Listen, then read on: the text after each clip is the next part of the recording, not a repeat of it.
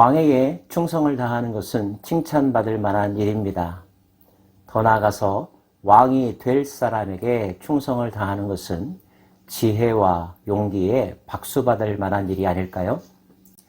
다윗은 단번에 온 이스라엘의 왕이 되지 않았다고 말씀드렸습니다. 그가 가능성 있는 지도자로 사람들에게 알려졌을 때 그에게 닥쳐온 것은 기존 왕이었던 사울의 박해였죠. 사울을 피하여 10여 년 넘게 피난 생활을 했어야만 했습니다. 12장에는 그가 사울을 피하여 가드왕 아기스에게로 도망갔던 사건을 다루고 있습니다.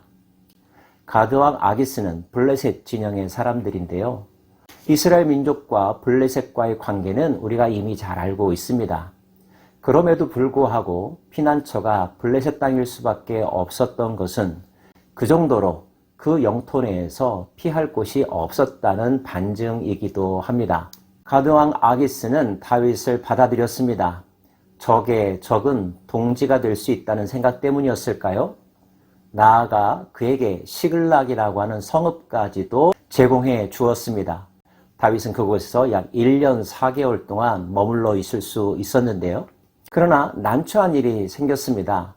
블레셋과 이스라엘 사이에 전쟁이 일어난 것입니다. 자기가 신세지고 있는 블레셋의 입장을 생각하면 블레셋 편이 되어야 하지만 자기의 동족 이스라엘과 맞서 싸울 수는 없는 일이었겠죠. 다윗이 그 상황에서 빠져나올 수 있는 뜻밖의 일이 발생합니다. 그것은 블레셋의 군대 장관들의 항의였습니다. 그들은 다윗과 이스라엘과의 관계를 의심하였죠. 다윗을 앞장 세웠다가는 그가 갑자기 마음이 변하여 그 창을 자신들에게도 돌릴 수 있으니 다윗을 그 전쟁터에 데리고 가서는 안 된다는 것이 블레셋 장수들의 주장이었습니다. 결국 다윗은 자신의 의지를 드러낼 필요 없이 그 전투에서 제외될 수 있었습니다. 이 일이 얼마나 다행스러운 일이었을까요? 가까스로 시글락으로 돌아온 다윗. 그런데 또 다른 문제가 발생했습니다. 자리를 비운 사이 아말렉 군대가 쳐들어와서 시글락 성읍에 있었던 다윗의 식솔들과 유다 동족들을 잡아간 것이었습니다. 본장은 그때 다윗을 도와준 사람들의 명단입니다.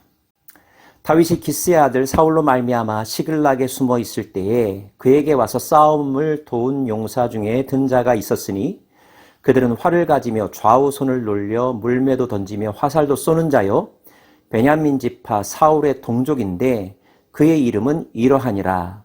그 우두머리는 아히에셀이요 그 다음은 요아스이니. 특기할 만한 것은 이때 다윗을 도와줬던 사람이 사울 집안의 사람이었다는 것입니다. 사울 집안의 입장에서는 배신자라고 말할 수도 있겠죠. 진영 논리로만 따진다면 그렇게 편가르기가 가능할 것이고 배신자 프레임을 덮을 수도 있을 것입니다. 정치 세계에서는 그런 일들이 다반사로 일어나죠. 그러나 우리는 진영 논리를 뛰어넘어서 이 사건을 해석할 수 있어야 합니다. 누가 대의를 쫓는 선택을 할 수 있느냐 하는 거죠. 성경에서는 그것을 하나님의 뜻이라고 표현할 수 있습니다. 하나님의 뜻을 알고 그 하나님의 뜻에 합당한 행동, 선택을 하는 것. 그 대상이 우리 집 사람이든 원수의 집의 사람이든 중요한 것, 서사로운 인정과 이익에 따라 결정하는 것이 아니라 하나님의 뜻이 어디 있는지에 집중하면서 선택하는 것. 여기에 지혜가 필요하고 용기가 필요하고 하나님을 신뢰하는 믿음이 필요한 것입니다. 역대기는 사울 집안 사람들뿐만 아니라 갓 지파 중에서도 다윗을 도와준 사람들의 명단을 소개하고 있고요. 유다 지파와 베냐민 지파에서 다윗을 도와준 사람들도 소개하고 있습니다.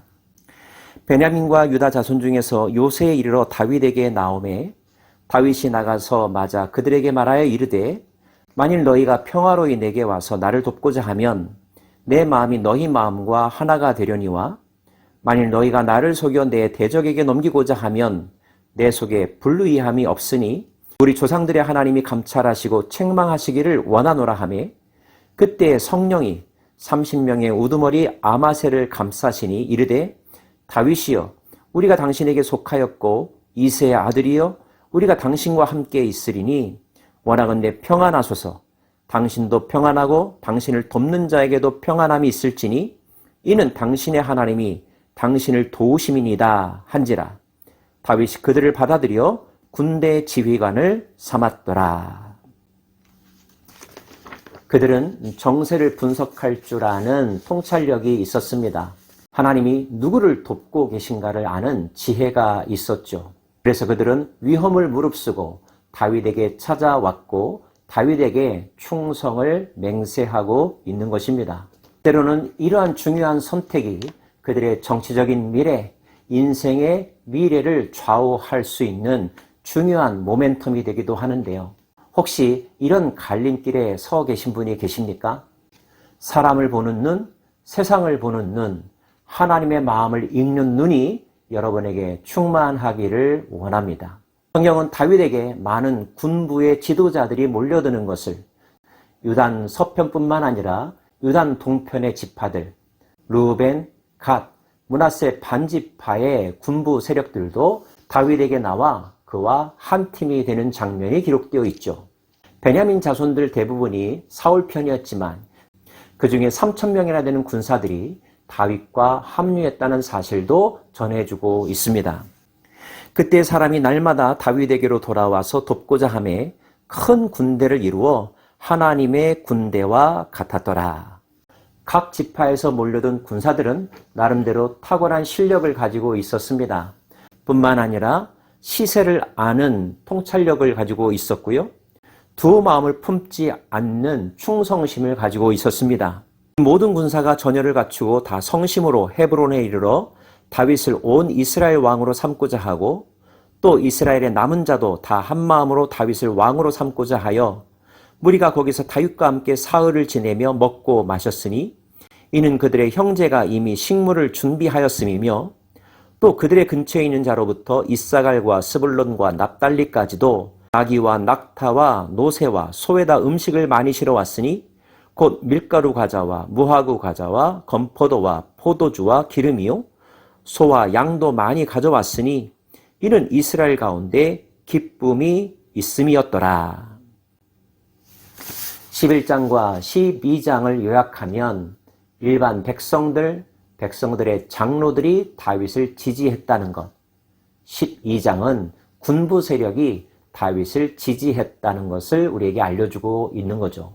나라를 이끌어감에 있어서 군부의 지지를 받는 것이 얼마나 중요한지 여러분도 잘 알고 계실 것입니다.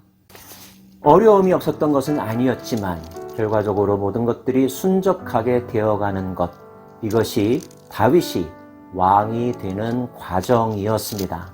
여러분의 하는 일에도 하나님의 도우심이 함께 하셔서 위기를 극복하고 돕는 사람들을 만나고 기회를 찾는, 그래서 목적한 바를 이루시는 큰 복이 있기를 소망합니다.